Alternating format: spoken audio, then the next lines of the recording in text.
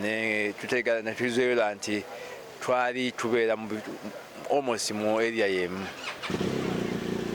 Okuva olwo ne tukwatagana nga yali muno nga nze ndi mu Sitangabo.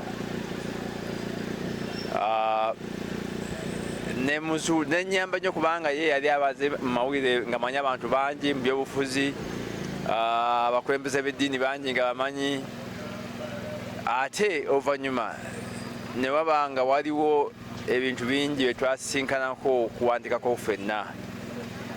Yawandiika nnyo ku kakiiko k'eddembe akatibwawo mu kiseera ekyo, ate nange nga bansindiseeyo okuripootinga akakiiko ako. Ate nga twali tukkanya mu bintu bingi byali akkirizaamu, nange nga nzikirizaamu eddembe ly'abamawulire. Ate nange yansiima nnyo kubanga abadde akyogera bunye nti yandabirako n'asikirizibwa okuddayo okweyongera okusoma. Omulimu gw'abamawulire abadde aguweesa ekitiibwa, ate yalinga alumirirwa nnyo embeera y'abakozi b'amawulire, y'abannamawulire, era yagezaako omu ku bantu abagezaako okuteekawo trade union y'abamawulire, kubanga mu myaka egyo egy'ekinaana nga giza okuggwaako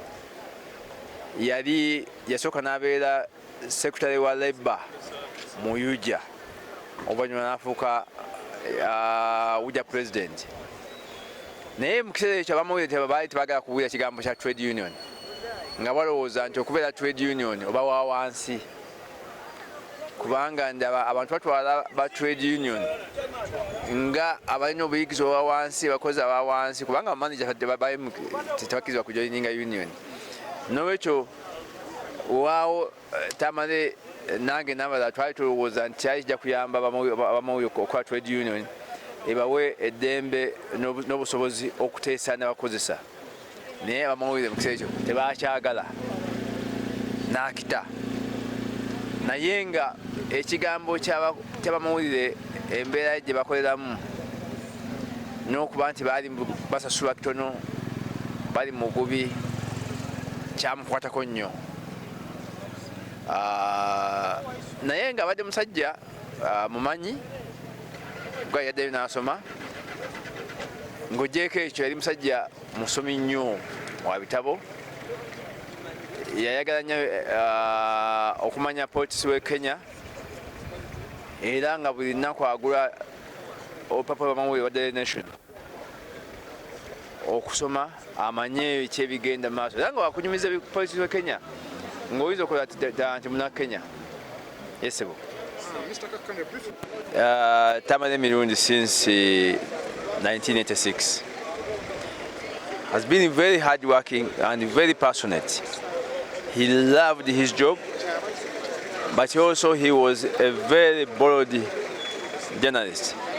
I think Tamale Mirundi took his inspiration from a man called George who was a politician and at the same time a journalist in the 50s, 60s. George was called Namwatu leader because he was outspoken and he was able to take on the Katikio of Uganda at that time, when the Katikio and the Uchiko took a decision which he thought was irrational. And I think Tamale was inspired by the same kind of approach that you see, even if an institution is seen to be so powerful, don't fear to take on if you believe that that institution is taking decisions or acting in a manner which is anti-people. I think Tamale was down to us. He interacted with a lot of low-down people, and in press conferences with the president, he would raise these issues to the president directly, without fear or favor. You said he put towards the improvement of working conditions of journalists through the formation of trade union.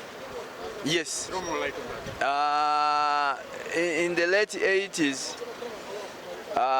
Tamale took up leadership in the Uganda Journalists Association, first as the Secretary for Labour and later as the UJA president. At that stage, the International Federation of Journalists thought that globally journalists ought to be organized in trade unions so that they can address the problem of the poor working conditions. In Uganda, Tamale was a key actor in that process. Unfortunately, majority of journalists in Uganda felt that becoming a member of a trade union was beneath their dignity as professionals. So they did not buy that idea at that time. And at that time, the law did not allow a union that did not have a membership of 1,000 people. So journalists could not form their own independent union. They had to join the other allied workers. And the idea was not acceptable to the majority of journalists. Lastly, how would you rate his performance as he was working as the private secretary for the president? I think he did quite well. How? Because unlike his predecessors, he would do, of course, he managed the press team, but also he went out of the way. He was accessible to the media professionals. He would go on TV, he would go on radio, he would pick calls from journalists. There is no way you could call Tamale and he wouldn't pick your calls and tell you if he was in a position to give a feedback. Others in that position see their job as simply managing the president's media team and don't want to talk. And they're not very accessible. Sure. Thank you so much, Mr.